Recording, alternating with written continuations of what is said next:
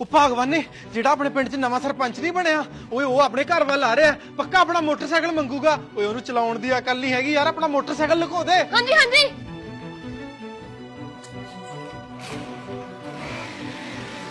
ਓ ਚੱਬੇ